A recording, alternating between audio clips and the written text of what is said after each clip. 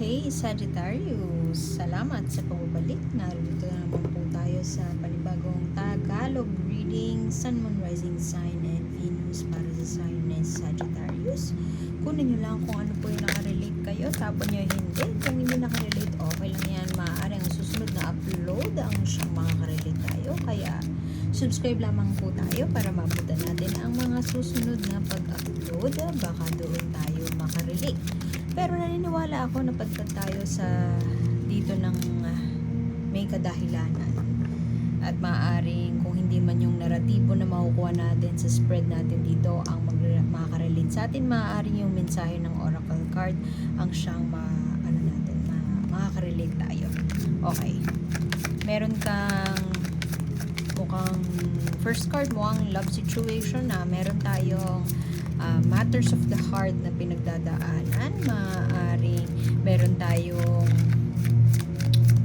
ano ba yan, may pinursu tayo, may pinursu kang tao na rejected, pwede gano'n. Pwede din na may partnership, situationship ka sa isang tao na water sign, Cancer, Scorpio, Pisces. May karelasyon ka na Scorpio, Cancer o Pisces. Napurnadang pagbibigay ng mensahe, napurnadang ewan ko kasal, napurnadang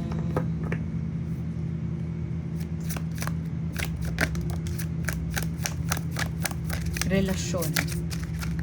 Pwedeng si Sagittarius yung ayaw na, pero nagdadalawang isip siya kung he or she will call it quits. Maaaring si Sagittarius ay may hinahanap. Maaaring yung karelasyon mo parang hindi na siya yung karelasyon na dati. Hindi na siya yung taong kilala mo. Parang nagbago na siya. Meron tayong hinahanap doon sa taong ka-situationship natin o karelasyon natin na parang namimiss mo yung dating siya. May namimiss ka sa nakaraan o kaya naman ay meron kang peg meron kang ine-expect, may vision ka of how this relationship should flourish. At maaaring siguro binigyan mo siya ng chance binigyan mo siya ng pagkakataon, let's say 1 year, tingnan natin kung may mangyayari, or 1 year tingnan natin kung may mababago. Not necessarily magbago siya pero more on meron kang pang nang hahawakang katotohanan na aminin mo man o hindi, inaasahan mo na sana mangyari yun. See, may paghihintay. Pwede din na sinukuan mo na itong paghihintay na to, tinanggap mo na lang ang mga bagay-bagay. Merong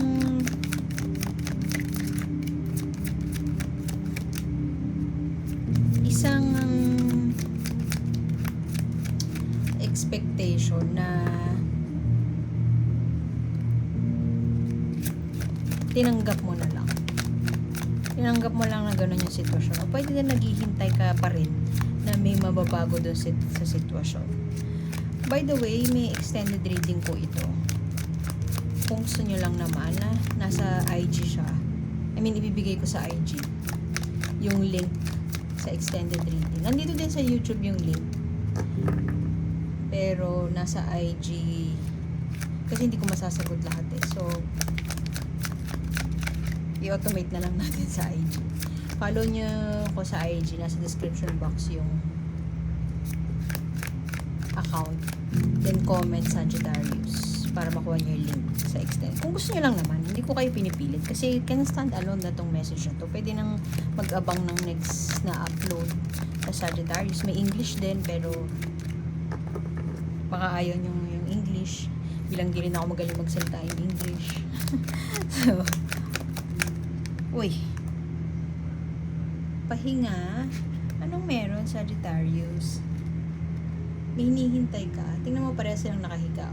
Parehas din yung mensahe nito. More of a period of rest. Pahinga muna. Pwede din na kung madalas kayo mag-away ng partner mo, suko ka muna for this time. O kaya ceasefire. Ceasefire muna. Siguro at peace ka muna na magkaiba kayo at peace ka doon sa thought na magkaiba kayo ng mga gusto in life, pwedeng ganon.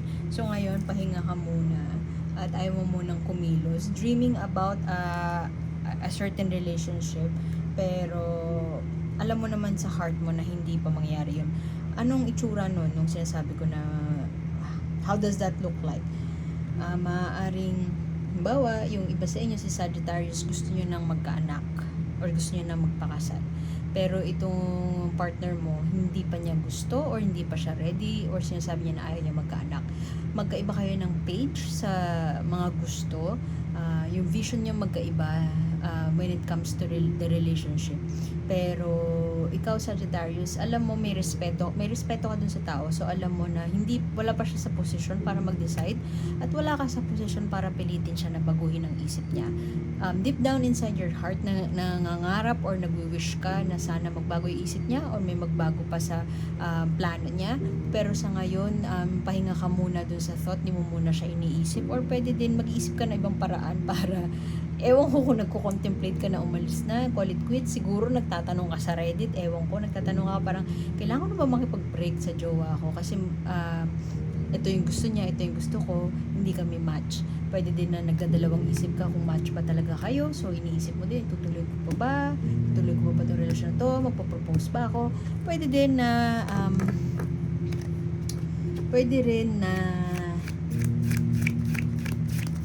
gusto mong may vision ka ng marriage, may vision ka na magbuo ng pamilya, pero ikaw pa lang yung nakaluluwag financially sa inyong dalawa at maaaring hindi siya magiging equal give and take kung magpakasal kayo. Alam mo na ikaw lang yung totally mag-provide at maaaring aasa lamang si partner sa mga ibibigay mo. Tapos kung gusto mo magkaanak, alam mo yun, ikaw na nga yung magbibigay, tas ayaw pa niyang magkaanak. Yung ganun, mga ganong klase ng sitwasyon. Hindi ko sinasabi na yun talaga exactly yung sitwasyon mo, maaaring isang tao lang yung makaka-relate doon. Pero meron kang siguro nung boyfriend and girlfriend kayo, like 10 years ago, matagal na tong partnership na to,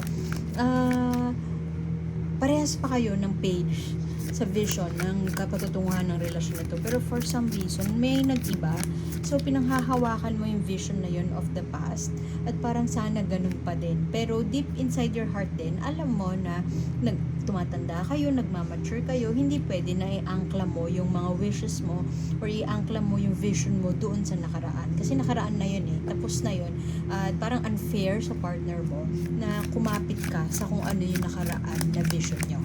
Gets? May sense ba? Pero I hope I make sense. Medyo hindi mo maamin sa kanya. I mean, aamin mo pero siguro sa sarili mo lang. Hindi mo maamin na sana dati. Yun yung naririnig ko. Sana dati. Alam mo yung pelikula lang yun. Sana dati. Parang mapapasana dati ka. Pero alam mo na unfair na i-push mo yung sana dati na narrative mo or vision mo for this relationship. So parang sa ngayon, parang okay na muna ako sa ngayon. Wala akong gagawing action para baguhin to. Siguro maghihintay na lang ako, or pwede din na hindi ka sure kung maghihintay ka, kaya ka naririto.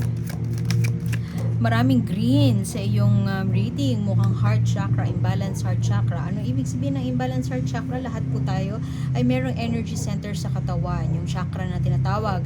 Remember Naruto, di ba? Chakra ang tawag doon. Chakra, meron tayong throat, merong heart, merong solar plexus, merong root chakra, crown chakra. Yan. So yung energy centers na yun, halimbawa yung sa heart, green ang kulay nun, green. Pag hindi siya balanse, maaaring bigay ka ng bigay. Hindi ka pantay ng amount na binibigay mo yung amount na nare-receive mo. So, nagbi-build yun ng resentment, sumasama ang pakiramdam, nagtatampo, magmamanifest yun physically as sakit sa puso. Ganyan. So, Reiki, kung narinig nyo na yung Reiki, natutunan ko yun sa Reiki dahil Reiki practitioner din ako. And, yun. Dapat balance siya. Kung 100%, yung 100% todo, 100% ka magbigay, automatic yun, imbalance ang iyong heart chakra. So, kailangan mong bawasan yun, ipantay mo doon yung receive mo. Dapat, kung gaano ka magbigay sa ibang tao, ganun din na komportable tayong humingi. Hindi ka palit humingi dahil para lang mabalanse yung enerhiya na yun. Kung tumatanggap tayo ng mga limpak-limpak na salapi, nagiging balanse ang enerhiya sa paligid natin kapag tayo ay nagdo-donate, kapag tayo ay nag-share ng blessings. Hindi man siya, let's say 100,000 yung na-receive mo na amount, no? Hindi kinakailangan na ibalik mo, i-share mo yung 100,000. Hindi kinakailangan din na 50,000 yung i-share mo. Basta may i-share ka. It's the energy. So, yun. Tapos pink pa. Pink din, another color of the heart chakra is pink. So, maaaring meron pinagdadaanan si Sagittarius ngayon na visions of the past, pero alam niya na unfair, na iangkla niya ang desisyon o magdesisyon siya para sa relasyon na ito base lamang sa gusto niya. Alam ni Sagittarius, alam mo yun, na hindi kailangan ikaw na magdesisyon kasi dalawa kayo dito. But at the same time, kung iisipin mo, kung susumahin mo, parang sobra-sobra na yung binibigay mo at parang unfair na. Medyo nabubuo na ang resentment, pagod, ganyan. Mukhang ang partner mo ay earth sign, pwedeng ganun, siguro isang tao lang or kukonting taong Sagittarius ang makaka-relate na earth sign ang kanyang deal, at ito ay Taurus, Virgo at Capricorn. Maaaring tight siya sa pera, hindi siya magaling sa pera. Pwede ding sugaro lang partner nyo, pwede ding maggastador. Typical scenario, hindi ko sinasabi na lahat ng teacher ganito. Typical scenario, narinig ko din to sa isang stocks seminar, na ang mga teacher ay prone sila sa utang kasi maraming mga boodle people around them. Maraming nagpapautang ang umaaligid sa mga teacher. So, hindi ko sinasabi na teacher yung partner mo, hindi ko sinasabi na lahat ng teacher ay hindi magaling sa pera at baon sa utang. Pero maaari na, halimbawa, ikaw private employee. Example lang to ha. Wag damdamin. Private employee ka, corporate slave ka, joke lang, corporate person ka. Ang laki ng sahod mo.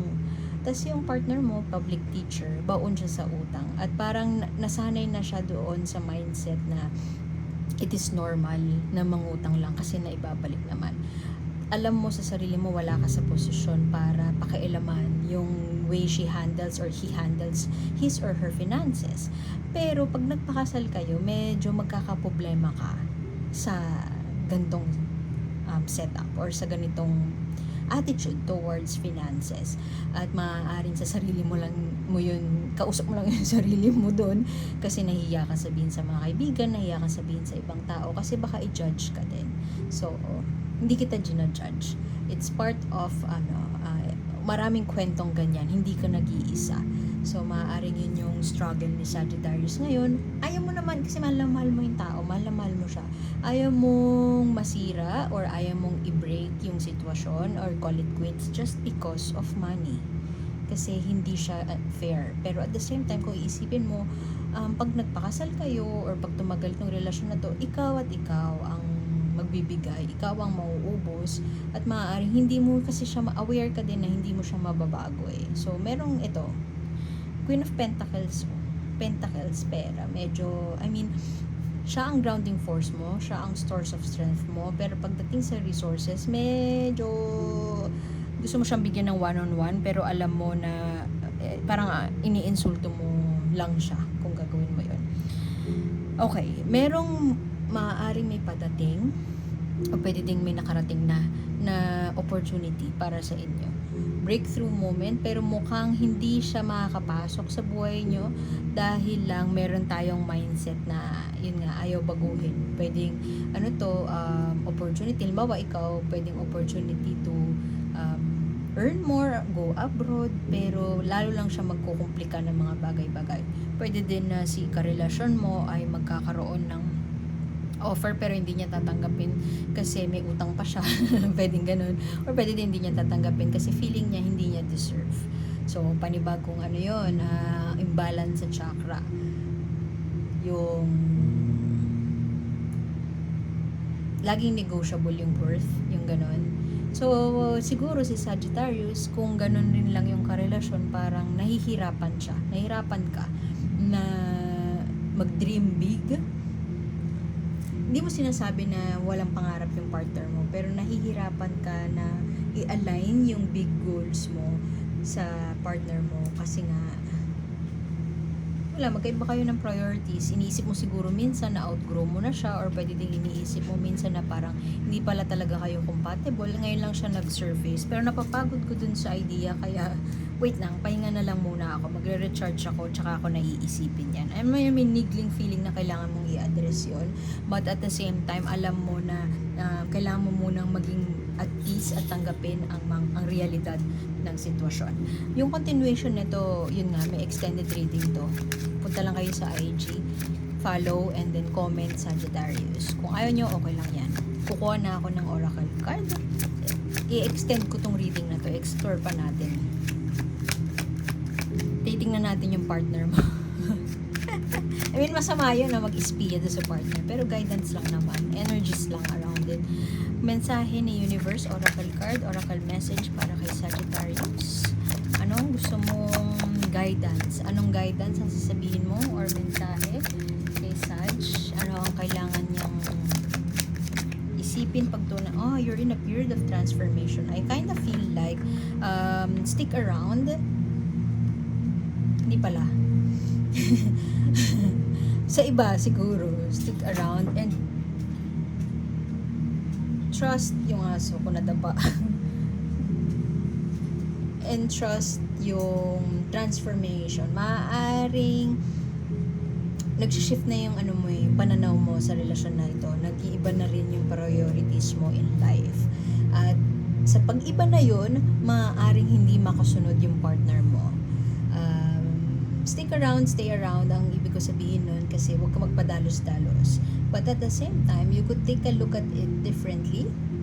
Tingnan mo yung all sides of the situation. At maaari kasing pagsubok to in a way na susubok talaga. One, sa pagkatao mo, at pangalawa, sa tibay ng relasyon. Kung meron kang tinatago, wag kang aalis lang bigla-bigla. Yung tipong iiwan mo siya, wag naman ganun. I-express mo muna sa kanya. Pagdesisyonan nyo muna, at wag mong i-underestimate yung capacity niya na mag-come up ng solution para mapagtagumpayan nyo itong pagdadaanan nyo. Nasa transformative phase ka. Scorpio card nga to, death card to sa tarot. And may mga nangyayaring pagbabago. Maaaring sa pananaw, sa mindset, sa bagay-bagay, sa kaperahan. May nagbabago around you. At i-embrace mo lang tong pagbabago na to, kasi ang sad part, ang cons nun, ma-outgrow mo si partner. Pero ang pros nun, you'll be, parang lalawak ang iyong pag-iisip at magiging lalawak yung yung experience mo ba in life. So, kung ang consequence nun ay mapag-iwanan si jowa, well, yun na nga yung reality of that situation. Pero transformation is always a good thing, kasi ibig sabihin nun, nag-grow ka at malayo yung chance na maging stuck ka lang kung nasan ka. Ikaw yung mapag-iiwanan kapag hindi mo in-embrace ang pagbabago, ang transformation. Kung ano man yung nangyayaring issue or whatever na pinagdadaanan mo sa ngayon, parang ito, you could look at it as butterfly na nagiging dress ba, o dress na nagiging butterfly. Lahat ng circumstances na dumadaan sa buhay natin, they are all neutral. It's our thinking that would make it positive or negative. So, you have that choice and you have that power to think kung ano sa tingin mo yung gustong ituro sa'yo ni universe base sa pinagdadaanan mo ngayon. So, continue natin doon sa extended, and I hope to see you next time. My name is A, and see you soon. Bye!